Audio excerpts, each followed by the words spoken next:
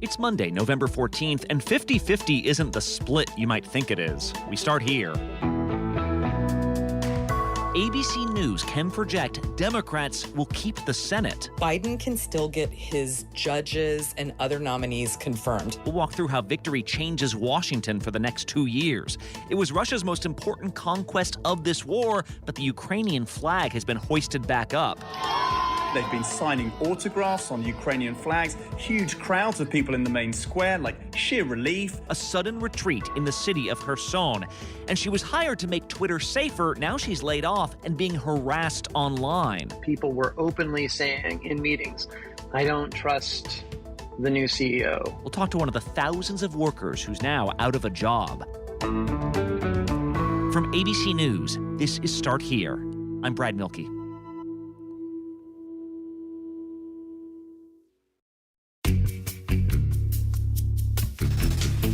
A really important thing to remember about the U.S. Senate is that a 50-50 Senate isn't necessarily a tie. The vice president is the tiebreaker, meaning whichever party controls the White House at the moment is already kind of at a one-vote advantage. For the Democrats, 50-50 is a win. Republicans need a net gain of one Senate seat. The math hasn't gotten there yet tonight. Well, going into this weekend, after last week's election, Republicans had 49 seats pretty much sewn up, and Democrats had 48.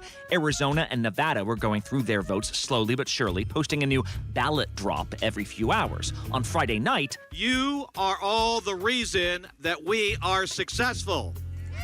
It became clear Arizona Democrat Mark Kelly would win his race. It was now 49-49. In Nevada, it had been exceedingly close. Republican challenger Adam Laxalt has a slight but shrinking lead over incumbent Senator Catherine Cortez Masto. As the votes came in, we learned a Republican had won the governorship, a Democrat had won Secretary of State. Well, on Saturday night... So when Republicans try to force through a federal abortion ban, I'm going to stop them.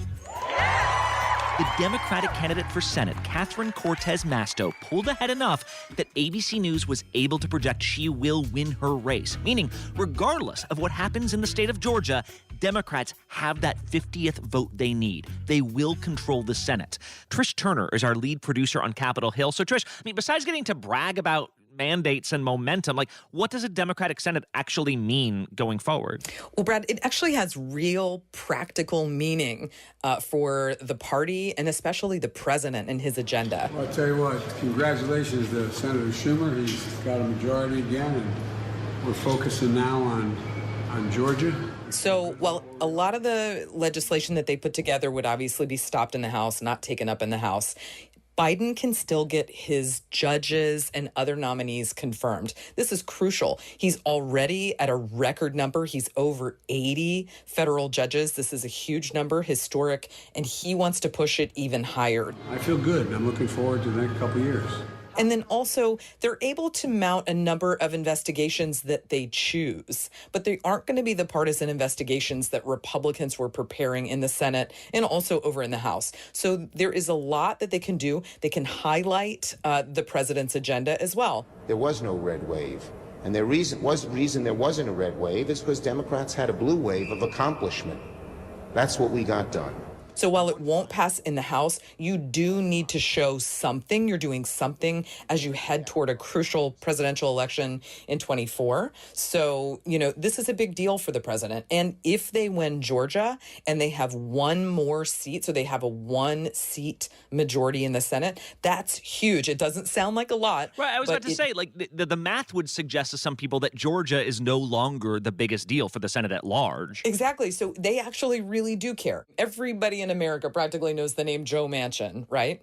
So he is a conservative Democrat. He holds a lot of power. In a one-seat majority, a lot of that gets stripped away. He becomes slightly less relevant. We see him team up with another conservative member of the Senate, Kyrsten Sinema, but she doesn't tend to go there, buck her party on non-economic issues. So nominees, social policy, we are sure to see a lot of that. If we elect more Democrats to the Senate and keep control of the House, we're going to codify Roe v. Wade as the law.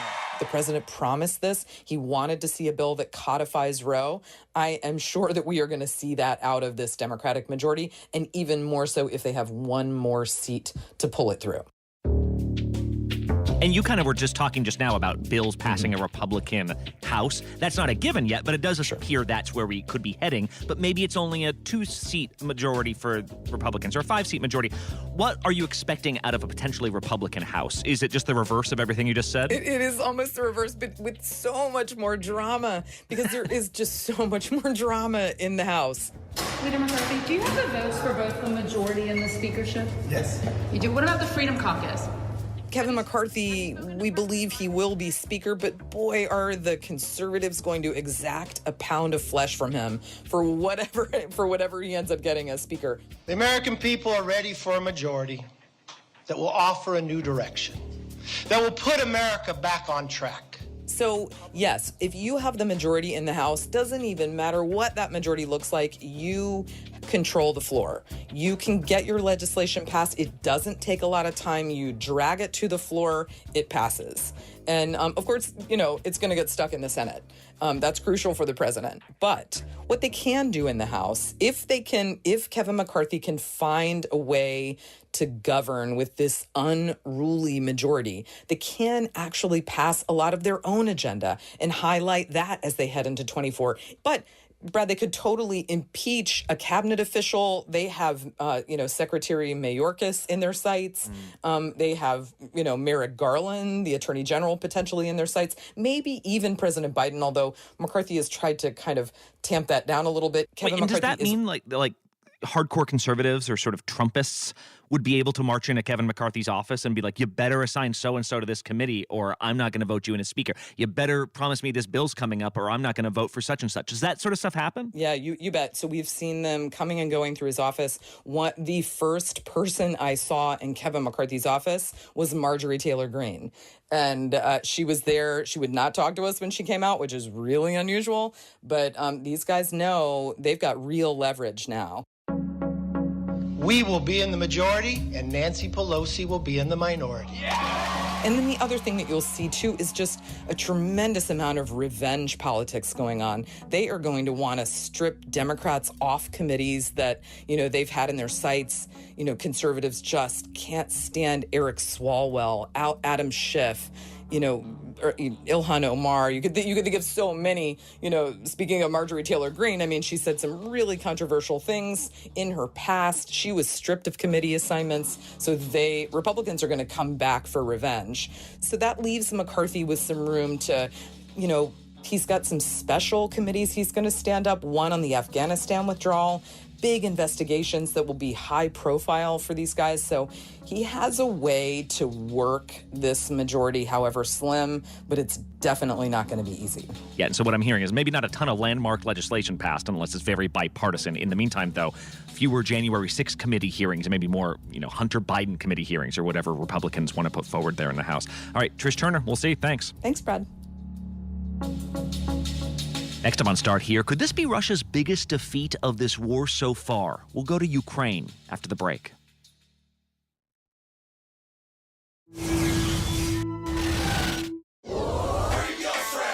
Bring them on. If only there was a place in the morning to start my day. With a smile, somewhere to help me get in the know. A place that's spectacular as well, me. I think we might know a place, right, guys? Bring your friends. Oh, wait, there is. Good morning, America. GMA, 7A, every day. Boom, boom, boom. Good morning, Michael. Good morning, Robin. Good morning, America. How are you? Boom! Now that's how you start your day, people. This is ABC News Live Prime.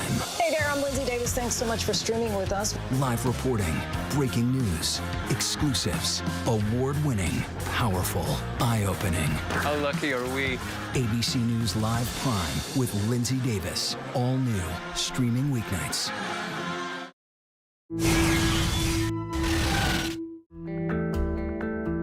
Russia's entire premise for invading Ukraine was one of liberation, of protecting Ukrainians from a government they claimed was making them less safe. But to judge that premise, all you have to do is compare the reception to Russian troops as they marched into cities like Kherson, and the reception to the Ukrainian troops who chased them out over this weekend. That was one of many scenes of joy in Kherson, that port city just north of the Black Sea, as Ukraine took control of yet another major city. Let's go to ABC's Tom Sufi-Burridge, who's been following all this in Kiev. Tom, Russia invaded several major Ukrainian cities throughout this last year. This was kind of like the last big one they held, right? Can you just walk me through how this all unraveled so quickly? Hey, Brad. Look, I mean, Kherson is by far the biggest city that the Russians captured since February, so it's a major, major moment. The middle of last week, we had indications. Basically, the Russians came out and said, okay, they're going to retreat. Now, at the time, everyone was like, are they really going to retreat? Are they laying a trap? Even senior Ukrainian officials were going on the record saying that. Then suddenly, late on Friday, the Russians had disappeared. We suddenly were getting videos, these incredible videos of Ukrainian troops in the center of Kherson city. And as you say, greeted like absolute heroes. Like over the weekend, they've been signing autographs on Ukrainian flags, huge crowds of people in the main square, like sheer relief. All these old ladies breaking down with tears of joy. It really is one of these big moments of the war. We know about the defeat around Kiev right at the beginning. We then know over the summer the massive defeat up in the northeast of the Russians. But for me, this is the biggest yet. We spoke to people in Kherson before the Russians came in, and then obviously it gets much more difficult to speak to people who are sort of behind that curtain. Are we hearing from people inside Kherson now, and what are they telling you? So we met a young lady called Tanya, who actually was part of the resistance against Russian rule. She stayed in Kherson until July. It was very awful because you saw every day new posts about people being missed Going all over missing. the city. People were disappearing. Yes. The Russians were taking people. Yes, She said, it was a really scary atmosphere, but she was still going out onto the streets and tying yellow and blue ribbons round lampposts. And, just trying to keep the kind of dream alive for them. And Tanya said this was the best day of her life. It's like, all of your birthdays put in together. It's nice. The best gift God gave me and all of Ukrainians. She also now says that this is not it. For our people who are staying in Donbass for 8 years, we can get them back. She doesn't want Ukraine to stop here. She's convinced that Ukraine can go on from here, and she's determined that Ukraine will take more land. Yeah, tell me about that, because the retreat itself, like you said, from the Russian troops seemed kind of hasty. There have been videos showing it almost being chaotic. What does happen next for Russian troops? Do they just go to, the next Ukrainian city closer to Russia? What do they do? Well, I mean, look, the Russians have got out of Kherson, so they've gone back over the major river, the Dnipro River. So on the southern end of the front line's about 1,000 miles, stretching right up Ukraine, a vast country, right? Now, in the southern end, you've now got a kind of hard front line up against the Dnipro River. The Russians on the eastern bank of it, the Ukrainians on the western. Now, it's going to be very, very hard for the Ukrainians now to take territory and cross that river in the south. But we're already getting indications right now that the Ukrainians are already thinking about pushing maybe just north of there, still in the south, around the city of Zaporizhia, which people might have heard of. Mm-hmm. And actually, we've had news overnight that the Ukrainians are claiming they've taken another village. It's only a village, but up in the eastern Donbass, in the northern half of the eastern Donbass. So there are signs that Ukraine is pushing on, that Ukraine has confidence now. US officials in other allied nations of Ukraine are at least dropping the idea a bit more of negotiations at some point with the Russians, maybe. At least saying to the Ukrainians, don't rule it out. Keep that door open. But the Ukrainians, for me, are not in that kind of mindset right now. They know they're on a roll. And for them, that will just give the Russians time to regroup, recharge, and they know that the Russians will be back one day. Yeah, this looks all the worse for Vladimir Putin, because don't forget, just a couple weeks ago, he declared Kherson and the region around it as Russian territory. So now, if you're just a Russian resident, you're seeing your countrymen flee from not a city you invaded, but a city that is technically supposed to belong to you, and giving that land up. Of course, Ukrainians happy to have their city back. Tom Sufi-Burridge in Kiev. Thanks a lot. Brad, thanks. We've talked a lot about what some have called the dumpster fire that is Twitter lately. After buying the company outright, Elon Musk has made it clear he wants to implement big changes, often announcing them in his personal Twitter account, only to have them rolled back or tweaked in the hours afterwards by his staff, which is dramatic, it's buzzy, but let's not forget, Twitter is not just a place for people to yell at each other. Twitter is a place where revolutions have been sparked. Twitter is a place where Me Too became a hashtag. It's a place where candidacies have become presidencies. There are huge, huge implications for this space and what is and what isn't on that platform. Well, in recent days, more Twitter employees have been laid off, including many of the employees responsible for making sure it wasn't a place for misinformation or hate speech. Melissa Ingle was one of those employees until this weekend. She joins us now. Melissa, first of all, can you just describe what you did at Twitter?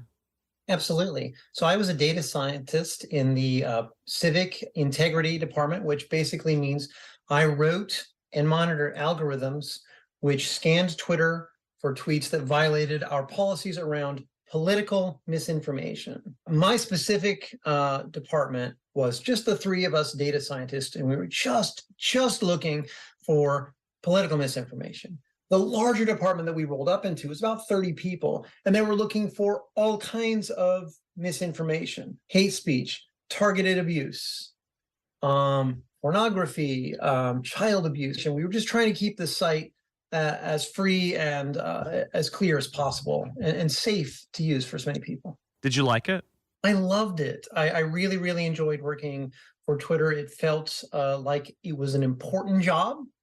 Trying to prevent the spread of misinformation. And I really enjoyed my teammates, and I love the product. I'm a longtime Twitter user even before I was hired there. Can you give me examples of what you guys would moderate or take down? Or like, how would you get involved? What's an example of how you guys would help the service? Absolutely. So we used a process called natural language processing, which you may have heard about. It searches language for keywords or phrases which we had identified as belonging to political misinformation. So we would flag those tweets, and a certain subsection of those, say 200 a week, would be sent for human review. Like someone says, so-and-so's campaign is committing fraud, like that could be fake. You guys check that. Yes. The number one, we would need to check that it had political information at all. Most people aren't tweeting about politics. And then number two, we would check that it had political misinformation. So we're trying to keep the elections clean as possible. You can express your opinion. We want you to express your opinion. But the moment you start spreading misinformation, we want to make sure that that is curtailed. Well, so after Elon Musk takes over a couple weeks ago, he started having some all-hands meetings. We actually obtained some audio of the all-hands meeting last Thursday. Can you just describe how the new boss has talked about the company and what your fellow employees thought about it? Yeah, the message was that the financial situation of Twitter was shaky, uncertain. Let me say that. Well, I think we just definitely need to bring in more cash than we spend. And that he was not laying off, he was not ruling out further cuts. And he was requiring everybody to come into work. Those were some of the things that I heard. So there was still a lot of uncertainty. I have a question here. Why is your leadership trying to increase attrition rate if we're already understaffed and barely able to keep things running? I'm not trying to increase attrition, but I think we are not understaffed. I think we are overstaffed. That is my opinion, which you're welcome to disagree with. You know, I've been in the tech industry here for over 12 years, and I've never seen anything like it. People were openly saying in meetings, I don't trust the new CEO. And, you know, tech is generally a very rah-rah place. We're all, you know, committed to the vision and the mission of the company. And I've never heard such disparaging tones about the new company leadership. And as you know, many of the senior executives were laid off who were people we had trusted. On Saturday, the 12th, I happened to be looking at my phone at about 5:30 p.m. Had a pop-up that said, one of more of your access tokens has been removed from this app, and it was my Twitter Gmail app. So I tried to log in. I was locked out. I tried to log into the company Slack on my phone, locked out with no warning at all. Oh, and so that's the moment you realize you've been laid off. What's going through your mind then? Yeah, I was really. It's a horrible feeling. I was. This area, the Bay Area, is extremely expensive to live in, and I'm a single parent. And I was thinking, well, am I going to be able to afford to live here? Am I going to feel my rent? Am I going to be able to give my children a good Christmas? And these were my fears throughout the week.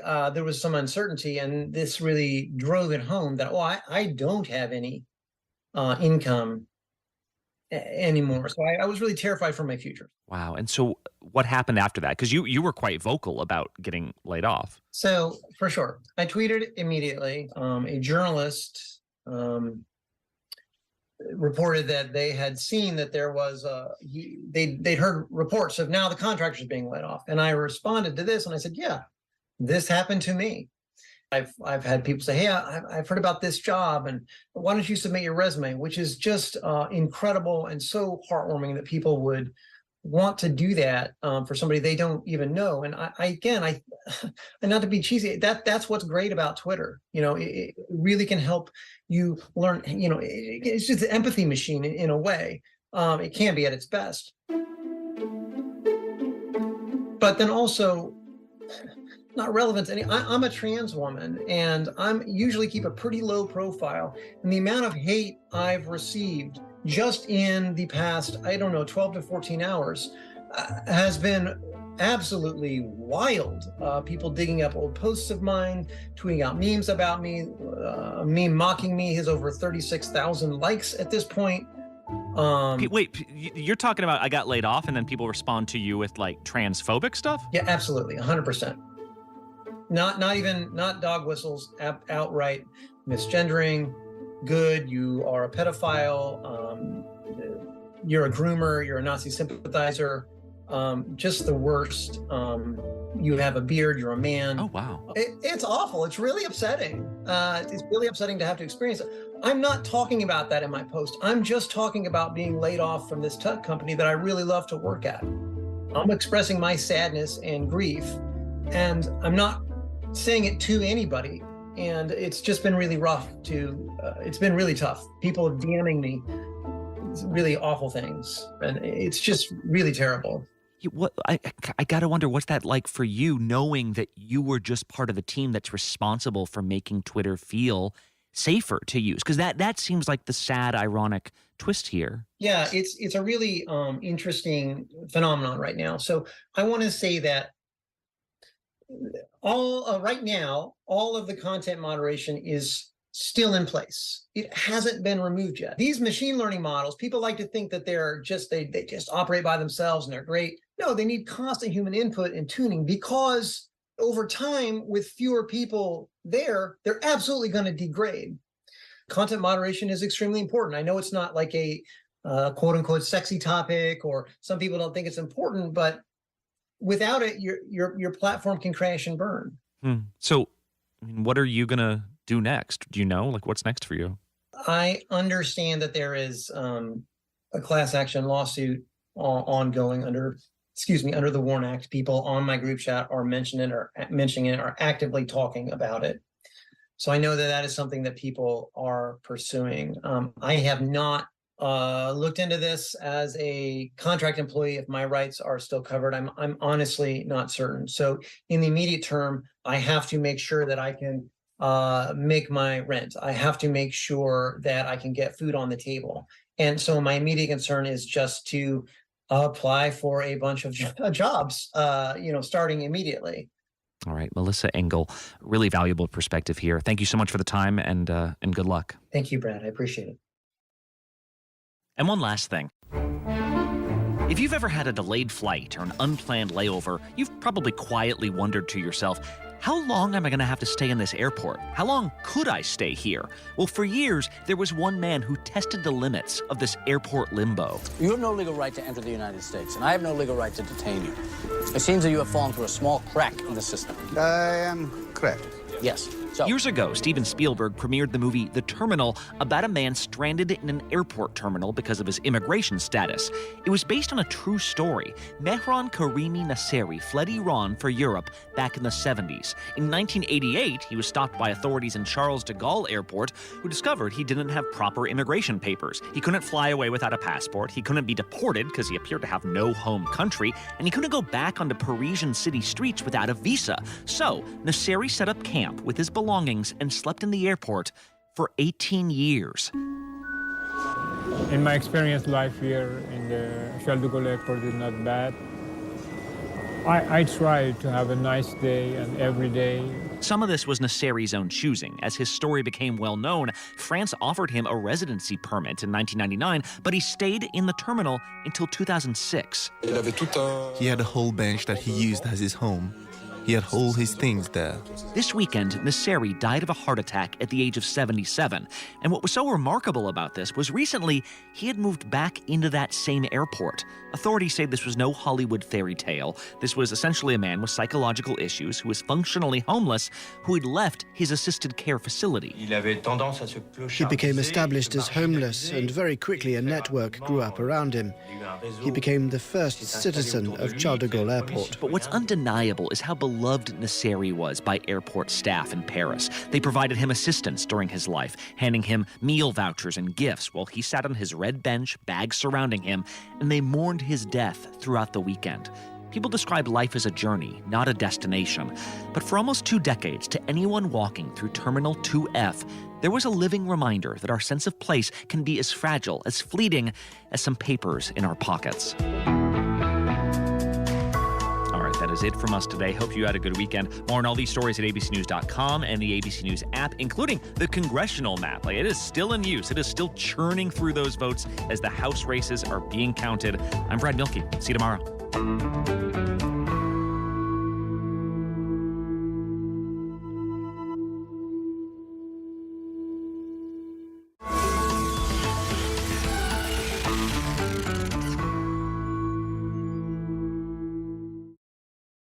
So much happening these days, it's hard to keep up. Things change hour by hour, minute by minute. The historic weather that's now unfolding.